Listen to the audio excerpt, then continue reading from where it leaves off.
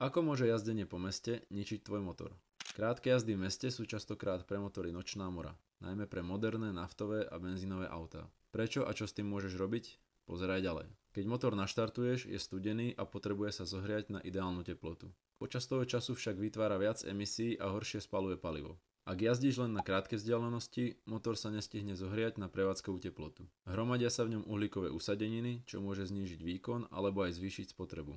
Ďalší prípad je, že palivo sa môže dostať tam, kam nemá, do oleja. Keď je motor studený, palivo sa neodparí tak, ako by malo a môže sa dostať do olejovej náplne. Znečistený olej potom nechráni motor tak dobre, čo znamená rýchlejšie opotrebovanie dôležitých súčiastok. Čo teda robiť, ak jazdíš často po meste? Za prvé, po naštartovaní chvíľu počkaj, kým sa motor zahreje. Za druhé, každých pár týždňov daj autu poriadnu vychádzku. Dlhšia jazda mimo mesta, ideálne na diaľnici, pomôže spáliť usadeniny a udrží motor vo forme. Za tretie, nezaťažuj motor vysokými otáčkami, kým nie je zohriaty, teda kým teplota nedosiahne minimálne 80 stupňov. Ak chceš, aby ti auto slúžilo bez problémov, sleduj náš profil. Máme pre teba viac rád, ako sa starať o svoje auto.